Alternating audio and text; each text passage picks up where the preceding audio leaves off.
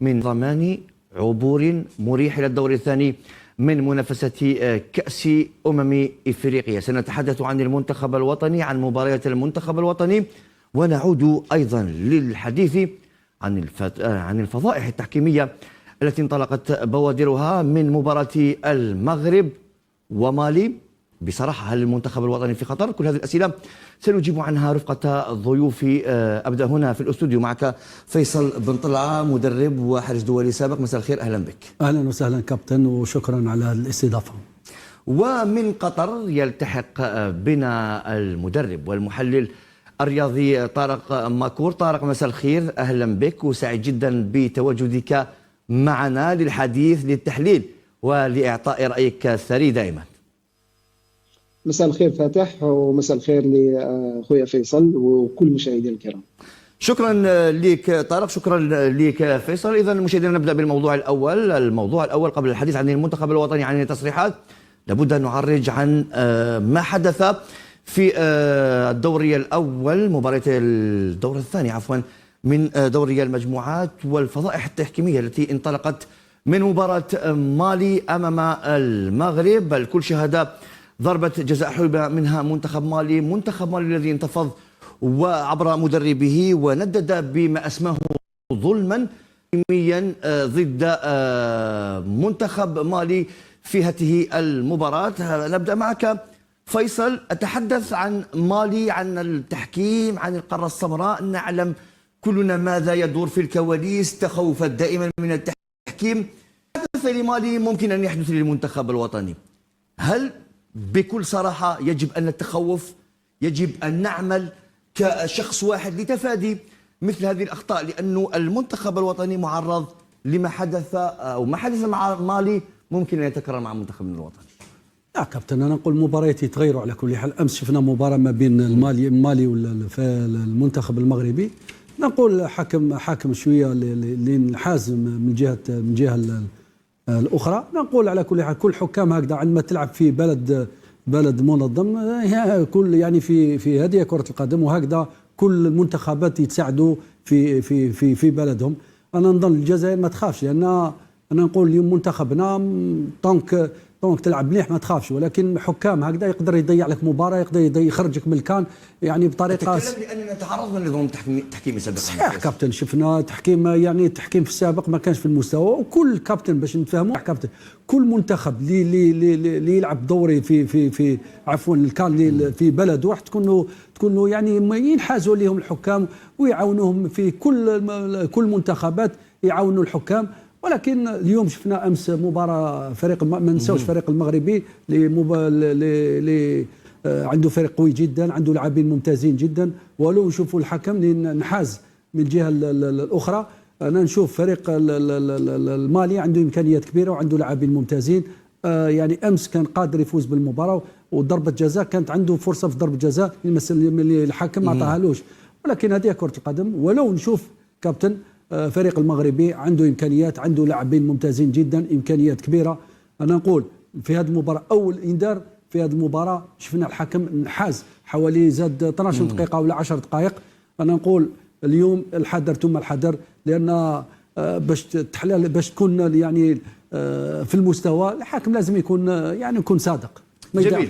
خليني نجي لك طارق ماكور. التحكيم ضروري أن يكون عادل في المباريات، لأننا نتحدث عن مباراة في كرة القدم. ما حدث لمالي ممكن يحدث للجزائر، ممكن يحدث لكوت ديفوار، ممكن يحدث للكاميرون. اليوم نتكلم من باب أنه القارة السمراء لازم نلقاو حلول لمشكلة التحكيم، لأنه الآن أصبح مشكلة التحكيم يهدد كل المنتخبات الإفريقية. لا نتحدث فقط عن الجزائر، صحيح كجزائريين نتخوف على منتخبنا، لكن ما حدث لمالي ممكن يحدث للجزائر، لكوت ديفوار، للكاميرون، لعديد المنتخبات في القارة السمراء. ماذا يجب أن نعمل؟ لأنه الآن مع تقنية الفار حتى حكم الفار لم يعد إلى هذه اللقطة. سؤال كبير. لازمنا ثورة حقيقية في إفريقيا. لأنه التحكيم في إفريقيا بكل بساطة كارثي. مش كارثي لأنه الحكام ما يعرفوش يحكموا، وإنما الحكام عندهم ضغط كبير، والكولسة هي اللي تلعب دور كبير جدا. في الحين لو نرجع لمباراة ونعطيك الحل فيما بعد. لو نرجع لمباراة المغرب ضد مالي، صحيح الحكم ممكن ما شافش ضربة جزاء لأنه كان بعيد، لكن ممنوع منع بات أنه الفار ما ترجعش في هذيك اللقطة، لأنه الفار هو المسؤول عن هذه اللقطات في البوكس. يعني أي شيء يكون في محور أنه ممكن يكون ضربة جزاء أو خطأ فادح أو كرت أحمر ولا أصفر في منطقة البوكس، ملزم على الفار أنه يرجع فيها. هذه أولا. ثانيا، عشان ما نقولوش فقط في مباراة المغرب والمالي، مباراة مصر وال ساوث أفريقيا، جنوب افريقيا جنوب افريقيا كارثه حقيقيه. اولا ضربه الجزاء لمحمد صلاح خفيفه جدا، تقريبا 5% ممكن من الحكام الاوروبيين ممكن يعطوها.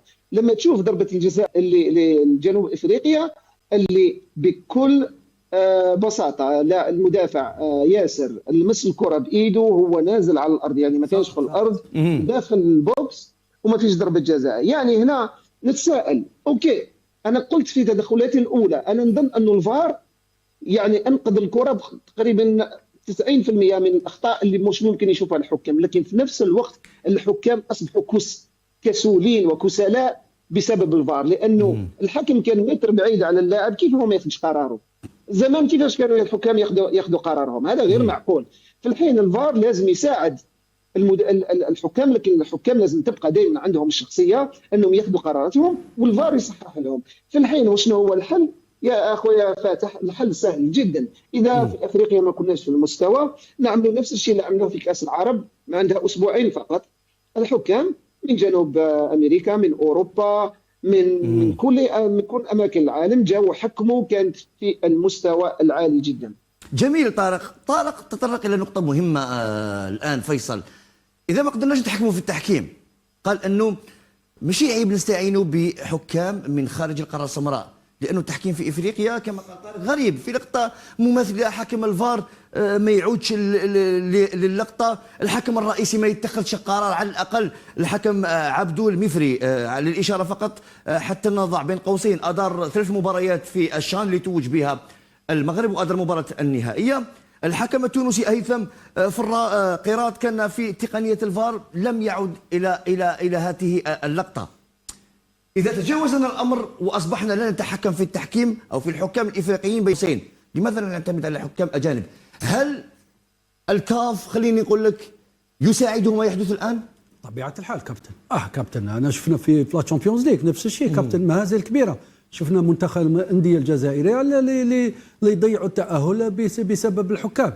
شفنا أندية مولودية الجزائر أو شباب بلوزداد ولا شبيبة القبائل ولا وفاق سطيف اللي هما اللي يلعبوا بكاس افريقيا، شفناهم ضيعوا لهم عده تاهلات في كاس افريقيا. نفس الشيء الجزائر في عده مناسبات في كاس افريقيا صبنا عده اخطاء من الحكام. كما قال الكابتن عنده الحق، كابتن طارق يتكلم يعني ما قال وشو يتكلم عنده حق. لما لا نستعين بحكام يعني من اوروبا ولا من امريكا اللاتينيه ولا مانيش عارف وين. ولكن مشكل وراه كابتن.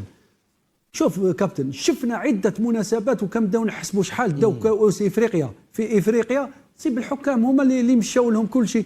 لما الحكام افريقيين كابتن شو راح تلعب؟ على بالك راح تخسر مرات.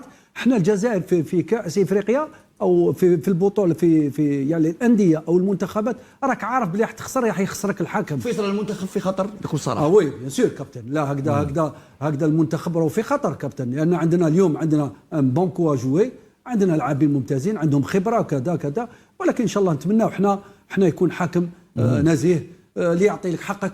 احنا كابتن الجزائر راح يكون الحكم دانيال لاريا في مباراه الغد ان شاء الله. دانيال ولا بيتكوفي ولا مانيش عارف شكون. انا كابتن لازم يكون حكم ممتاز عادل. هذا واش نقولوا احنا، حكم لازم يكون يعدل، يعني اللي عنده حقه يديه واللي ما عندوش حقه ما تعطيلوش. هذه هي كره القدم. وشفنا امس البطاقه البينالتي تاع الفريق المغربي الفريق المالي اوتوماتيك تروح كارت كابتن، اوتوماتيك تروح كارت.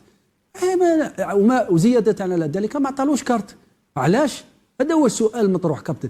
هنا المنتخبات دوك يخافوا كابتن. شفنا كما تكلم الكابتن ناشط المباراه ما بين الفريق المصري والفريق جنوب افريقيا. صاحبي كابتن خلينا نروح لطارق. طارق، من يتحكم في التحكيم في افريقيا؟ من من مصلحته هذه المهازل التحكيميه؟ هل الوضع في افريقيا كما قلت انت خطير، وممكن الحلول سهله كما قلت، يعني ممكن نستنجد بحكام من خارج القاره السمراء وحلينا المشكل وكل الامور تسير بطريقه عاديه. هل فيه ناس يستفيدون من هذا التحكيم؟ شوف فتح، مادام احنا افريقيين يعني عندنا الحق انه نحكيو على افريقيا باش الناس ما تلومش علينا تقول لك راهو يضرب وينتقد افريقيا. من سنتين الفيفا رسلت فاطماتو اللي كانت مستشاره في الفيفا عشان تنظف 3 سنوات عشان تنظف الكونفدراليه الافريقيه. وشفنا الرئيس السابق اللي كان في كل عهده يطلع مشى وجا موتسيبي في الحين. ليش؟ اللي كانت فيها الرداءه، كانت الرداءه وكانت كثير من الغش في الكونفدراليه الافريقيه.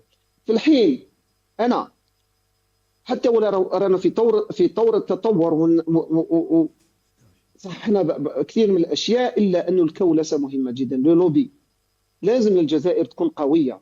نتكلم عن الجزائر لان احنا جزائريين. التونسي يتكلم على بلاده، المغربي على بلاده، والمصري على بلاده. لكن احنا كجزائريين مادام رئيس الاتحاد بتاعنا في نفس الوقت راهو وزير للشباب والرياضه، يعني عنده نفوذ، لازم يكون عندنا كولسه ويكون عندنا لوبي قوي جدا. حتى ولو ما عندناش مناصب قويه جدا، لكن لازم دائما نفرض وجودنا قبل مباريات وقبل التجمعات هذه في المنافسات. مثلا مباراه بكره لازم رئيس الاتحاد يبين نفسه في كل مكان، هو والجماعه ديالو، انه احنا لازم نتجنب اي اخطاء. مش تروح فقط تتفرج، مانيش نتهم فيه ابدا، صحيح، حاشا لله. يعني فقط انا اقول لك استباقيا، شو هو انا دوري كمدرب نجهز فريقي، البريباراتور فيزيك نفس الشيء، البريباراتور مونتال نفس الشيء، اللي يستكلف بالامور الاداريه نفس الشيء، رئيس الاتحاد واللي في اللجن